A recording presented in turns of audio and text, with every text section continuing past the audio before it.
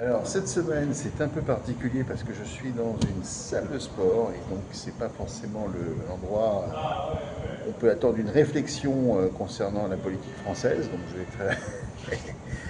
mais je suis en République dominicaine pour être précis, mais bon voilà, il faut se tenir une petite régularité.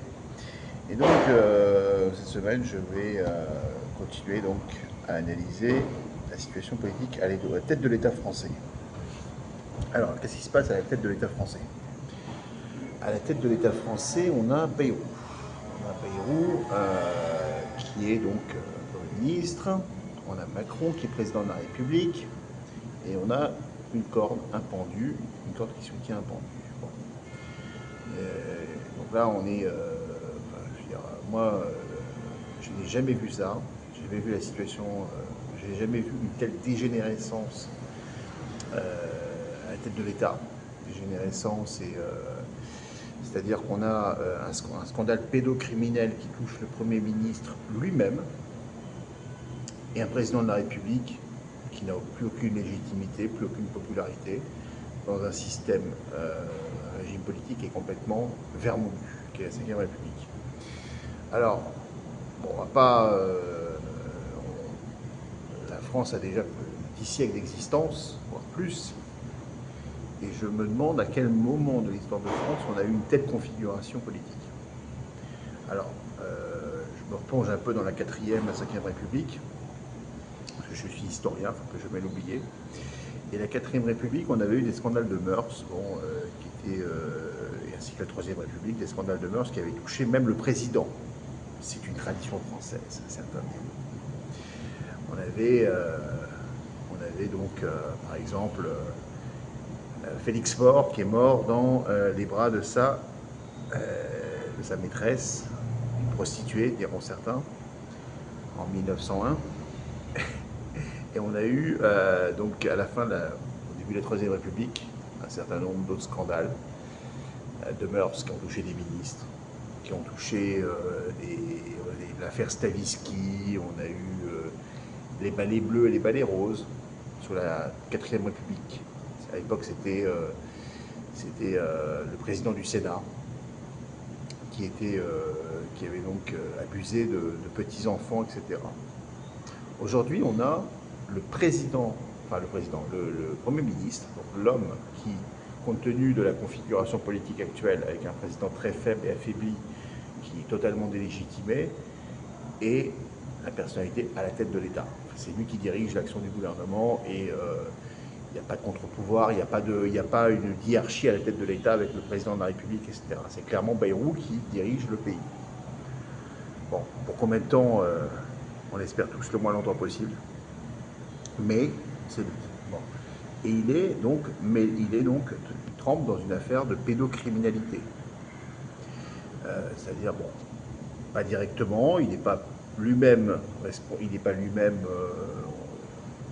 on ne peut pas le soupçonner d'avoir lui-même touché des petits-enfants, les avoir masturbés, etc. Mais il a couvert pendant des années, en tant que ministre de l'Éducation nationale, de la pédocriminalité. De la pédocriminalité.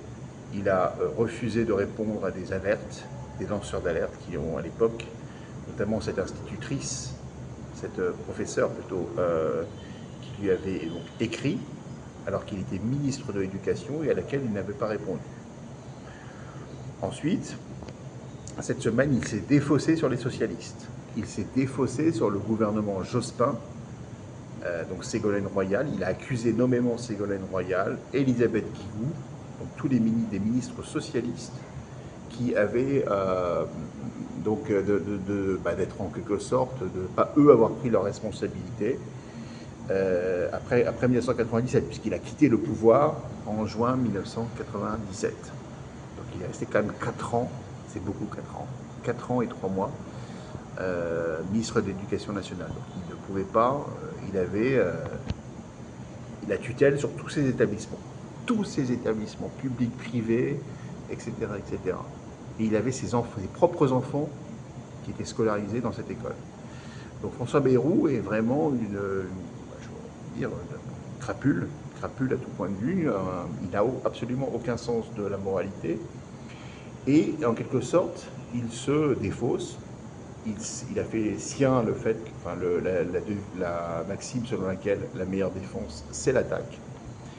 Et il attaque donc, il attaque tous azimuts, les socialistes, les médias, Mediapart. On a vu qu'Elisabeth Borne insinuait que Mediapart avait, je ne sais pas trop quoi d'ailleurs, que Mediapart était, du fait que Mediapart feuilletonnait, ça enlevait du crédit à ce qu'ils, à leur,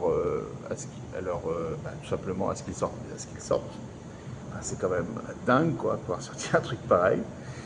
Et en fait, on a une classe politique, on va dire, crépusculaire et qui se protège elle-même.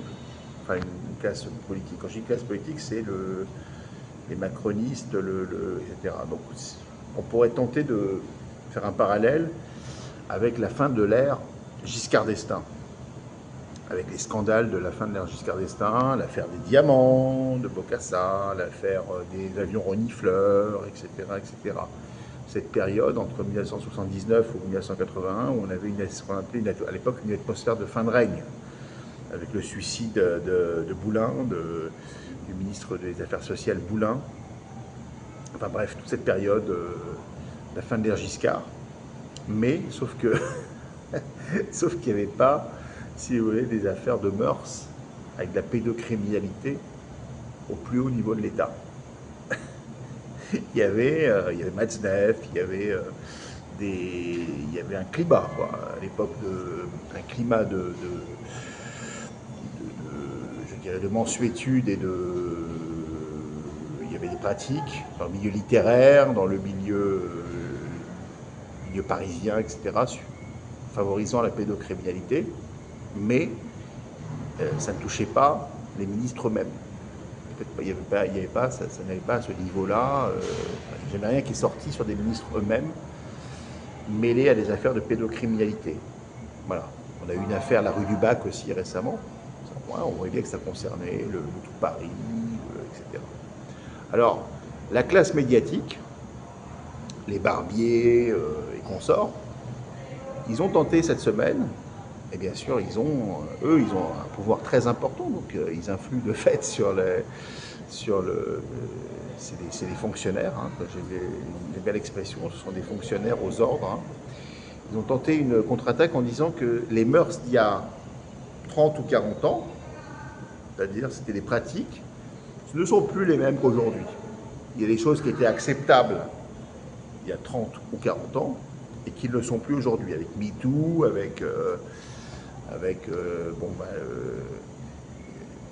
moi j'ai vraiment halluciné quand j'ai entendu ça. C'est-à-dire de dire qu'il y a 25 ans, moi à l'époque j'étais un jeune homme, hein, j'avais une vingtaine d'années, eh bien on pouvait toucher les petits garçons, ça se faisait. Ça se faisait de toucher les petits garçons. Non mais je vous assure que c'est vraiment ça qu'ils ont dit. C'est vraiment ça l'argument de défense. Donc un peu de compréhension, un peu de mansuétude, ça se faisait autrefois, ça ne se fait plus aujourd'hui. Non mais on ne revient pas au XVIIIe siècle, hein. L'atmosphère du XVIIIe siècle, on revient en 1995.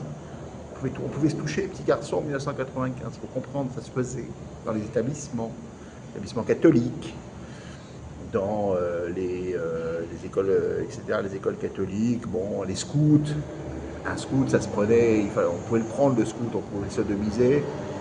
Tout le monde, ils y sont tous passés, les scouts. Hein. Voilà. Donc l'argument, enfin, vous voyez un petit peu le niveau, mais ils sont capables, en fait, d'aller jusque-là. Pour défendre François Bayrou, ils sont capables d'aller jusqu'à ce niveau-là de défense, à savoir que, que les mœurs ont changé, qu'aujourd'hui, les femmes, on ne peut plus les violer comme avant, on ne peut plus les trousser, on ne peut plus trousser les domestiques, etc. Mais ça se faisait avant. Voilà, la société a évolué, a progressé. Non, mais je vous assure, c'est vraiment ça en plus. Alors qu'en fait, il s'agit quand même d'un goulag. Hein. Il s'agit de défendre un goulag. L'établissement là dans le sud-ouest, c'était le goulag. C'est-à-dire que les enfants se prenaient des raclés, se prenaient des coups de bite, se prenaient des sodomies, des fellations, etc., etc. Je suis désolé si ça passe pas sur YouTube, mais enfin j'emploie les termes. Voilà. C'était un système organisé avec des protections, avec des couvertures, etc. Y compris la femme de Bayrou, la femme de Bayrou, quoi. Elle a entendu des cris d'enfants, il y a des témoignages, quoi. Il n'y a aucun problème. On est en France, quoi. Il n'y a aucun problème. Vous serez couverts. Non, mais voilà, je veux dire, on atteint vraiment ce niveau de dégradation des mœurs publiques et finalement, le fait d'assumer, hein, d'être au pouvoir. On est au pouvoir. Je peux vous tuer. C'est ce que je vous ai dit la semaine dernière, hein. Même si je vous bute, je suis au pouvoir. Ne vous inquiétez pas, ça va bien se passer.